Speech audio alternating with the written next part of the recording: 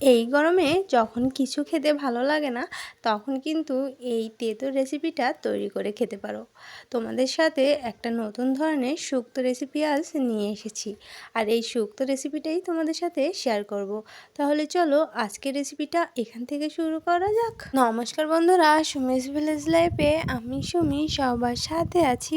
আমার আজকে একটা শুক্তো রেসিপি নিয়ে এসেছি। চলো প্রথমে দেখে নিই। এখানে আমি উস্তে বা করলা যে নামই বলো না কেন সেটাই কেটে নিয়েছি, আর আলু কেটে নিয়েছি লম্বা করে, করলাটাও কিন্তু লম্বা করেই কেটে নিয়েছি। তো দেখতেই পাচ্ছ আমি কেমন করে কেটে ফেলেছি। তো তোমরাও কিন্তু চাইলে এভাবেও কেটে নিতে পারো। এটা কিন্তু দেখতে যেমন ভালো লাগে, খেতেও কিন্তু বেশ সুস্বাদু হয়। গরমের একটা উপকারী রেসিপি কিন্তু এই করলা। তো এই করলা দিয়েই শুক্তো তৈরি করব। তার জন্য দেখো এখানে আমি কিছু পুঁটি মাছ, ফ্রেশ পুঁটি মাছ কেটে ধুয়ে পরিষ্কার করে নিয়েছি। তোমরা কিন্তু চাইলে এখানে মৌরলা মাছ বা অন্য যে কোনো ছোটো মাছও ব্যবহার করতে পারো, বা চিংড়া মাছটাও ব্যবহার করতে পারো। আবার যদি কেউ মাছ বাদে রান্না করতে চাও তাও কিন্তু তোমরা এই শুক্তোটা এভাবে তৈরি করতে পারো। আবার এখানে তোমরা আলু আর করলা বাদে অন্য সবজিও দিতে পারো। যাই হোক, আমি যেভাবে রান্না করেছি সেটাই তোমাদের সাথে শেয়ার করছি। তো প্রথমে পুঁটি মাছগুলো লবণ আর হলুদ দিয়ে ভালো করে একটু মাখিয়ে নিয়েছি। যেহেতু এখানে শুক্তো সেজন্য কিন্তু কোনো ঝাল এখানে ব্যবহার করছি না। তো প্রথমেই কড়াইটা গরম করে সরিষার তেল দিয়ে তারপরে আর একটু গরম করে নিয়েছি। তাতে করে মাছগুলো আমার কড়ার গায়ে কিন্তু খুব সুন্দর করে ভাজা হয়ে যাবে। মাছগুলো কিন্তু কড়ার গায়ে লেগে যাবে না। তো যারা নতুন, তোমরা মাছ ভাজতে জানো না, তোমাদের জন্য নতুন করে বলছি, কড়াইটা প্রথমে গরম করে নিতে হবে, তারপর একটু তেল দিতে হবে। তেল দিয়ে আর একটু সময় গরম করে তারপর কিন্তু মাছগুলো ভেজে নিতে পারো। যারা ফ্রাই প্যান ইউজ করো তাদের জন্য তো খুবই সহজ, খুবই সুবিধা। তো যারা আমার মতো কড়াইতে রান্না করো তাদের জন্য কিন্তু আমি এই ছোট্ট একটা টিপস দিয়ে দিলাম। তো দেখো এবার মাছগুলো আমি একটা একটা করেই এইভাবে ওলটপালট করে খুব সুন্দর করে ভেজে নেব। আর মাছগুলো কিন্তু একদমই ফ্রেশ ছিল, সেজন্য কিন্তু খেতেও বেশ ভালো লেগেছিলো। তোমরা যদি চাও এরকম ফ্রেশ মাছ দিয়ে যে কোনো শুক্তো বা যে কোনো রেসিপি তৈরি করে নিতে পারো। সেক্ষেত্রে তরি তরকারিগুলো কিন্তু দুর্দান্ত টেস্টি এবং স্বাদের হয়ে থাকে। তো দেখো আমি কিন্তু মাছগুলো এভাবে একটা একটা করেই উল্টে পাল্টে দিচ্ছি। যেহেতু পুঁটি মাছ ছোটো ধরনের হয়, তো এই পুঁটি মাছগুলো কিন্তু অন্য মাছ থেকে একটু এক সাইজ বড়ো ছিল। তো এইবার দেখো মাছগুলো আমার ভাজা হয়ে গিয়েছে, আর একদমই কিন্তু খুব সুন্দর করে লাল লাল করে ভেজে নিয়েছি। যেহেতু শুক্তোর সাথে ব্যবহার করব, সেই জন্য কিন্তু এরকম শক্ত করে ভেজে নিতে হবে।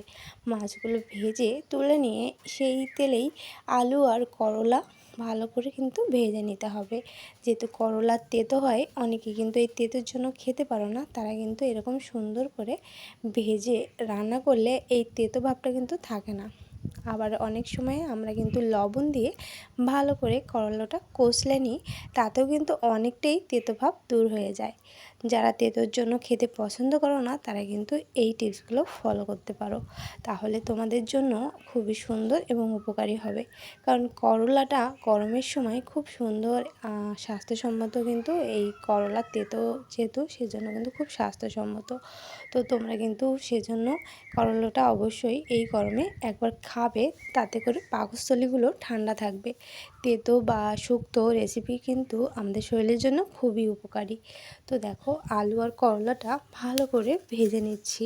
এরকম সময় নিয়েই ভাজতে হবে, কারণ করলা যতটা ভাজা হবে ততই কিন্তু তেতোটা কমে যায়। আর এবার চলো অল্প করে তেল দিয়েছি, আর এবার কিন্তু পাঁচফোড়ন তেলে দিয়ে দিয়েছি।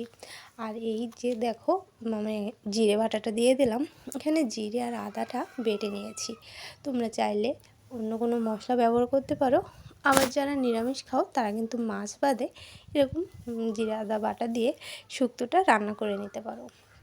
তো আমি এখানে একটু লবণ আর একটু হলুদ দিয়ে দিয়েছি, আর করলাটা ভেজে রেখেছিলাম সেটা কিন্তু এবার এই মশলার সাথে খুব সুন্দর করে কষিয়ে নেব। যতটা সুন্দর কষানো হবে ততই কিন্তু এর তেতো ভাবটা চলে যাবে। তারপরে দেখো আমি কিন্তু সুন্দর করেই কষিয়ে নিচ্ছি। আর এদিকে কিন্তু আমার এখানে 50% মতো সেদ্ধ হয়ে গিয়েছে, যেহেতু আমি আগেই ভেজে নিয়েছিলাম। তো এটা আমার 100%ই সেদ্ধ করতে হবে, তা নাহলে কিন্তু এর টেস্টটা একদম আসে না। তো দেখো আমি এখানে একটু সময় নিয়ে ভেজে নিয়েছি মশলার সাথে, যাতে মশলা করলার মধ্যে যে করলার তেতো ভাবটা দূর করে দেয়। তো এভাবে রান্না করলে কিন্তু করলা একদমই তেতো লাগে না। আর আলু দিয়ে বিশেষভাগ করলা রান্না করলে বা ভাজা করলে তেতোটা কিন্তু অনেকটাই কমে যায়। সেজন্য তোমরা যারা তেতো খাও না এভাবে করতে পারো। তো দেখো আমি এখন এখানে অল্প করে জল দিয়ে দিচ্ছি, যাতে করে আমার এখানে 80% সেদ্ধটা হয়ে যায়। তো এইখানে দেখো আমি জল দিয়ে দিয়েছি, এবার একটু ঘুরিয়ে নিয়ে এলাম আর এবার কিন্তু ঢেকে দেব, যাতে করে করলা আলু সমস্তটাই সেদ্ধ খুব সুন্দর মতো হয়ে যায়। আর এই যে দেখো সেদ্ধ কিন্তু অনেকটাই হয়ে গিয়েছে। তো বাকি যেটুক সেদ্ধ হতে বাকি আছে সেটা কিন্তু এবার আমার ঢেকে দেওয়ার পরে কিন্তু হয়ে যাবে। তো আমি কিছু সময়ের জন্য এভাবে ঢেকে সুন্দর করে রান্না করে নেব। আমরা গ্রামের মানুষ, আমরা কিন্তু সাধারণত এরকম করেই শুক্তোটা রান্না করে থাকি। তো তোমরাও আমার মতো করে একবার এইভাবে ট্রাই করো, দেখবে খুবই ভালো লাগে। আর এভাবে খেলে কিন্তু শরীরের জন্য অনেকটাই উপকারী হয়। তো দেখো অনেকটা ধোয়ার জন্য তোমাদের সাথে ভালো করে শেয়ার করতে পারছি না, যেহেতু আমি কাঠের জালে রান্না করি, সেজন্যই কিন্তু এতটা ধোয়া হয়ে থাকে। তো এই পর্যায়ে আমার কিন্তু মাছটা আমি এখানে দিয়ে দিয়েছি। তো মাছ দিয়ে আরেকটু সময় ফুটিয়ে নেব। আর এই পর্যায়ে দেখো আমার মাছগুলো এবার আমি দিয়ে দিচ্ছি, যেহেতু ভাজা মাছ, তো এই পর্যায়ে কিন্তু দিয়ে দিতে হবে।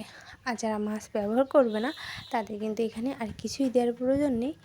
সামান্য চিনি সরিয়ে ভালো করে ফুটিয়ে খুন্তি দিয়ে থেবড়ে থেবড়ে নামিয়ে নিলেই কিন্তু রেডি হয়ে যায় এই সুন্দর শুক্তো রেসিপিটা। আর এখানে দেখো আলু করলা সবই একদমই সুন্দর গলে গিয়েছিল, আর মাছগুলো সুন্দর সাথে মিশে গিয়েছে।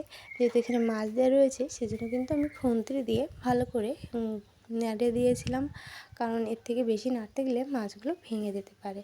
তো দেখো আমার এর সাথে রেডি হয়ে গেল গরমের উপযুক্ত খাবার শুক্তো। তো এই শুক্তো রেসিপিটা তোমাদের কাছে কেমন লাগলো অবশ্যই কিন্তু কমেন্টের মাধ্যমে জানাতে ভুলো না।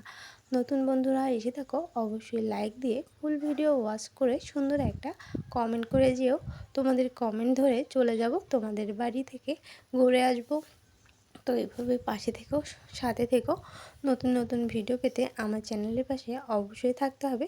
তো ভালো থেকো, সুস্থ থেকো, পরবর্তী আর একটা ভিডিওর সাথে থেকো।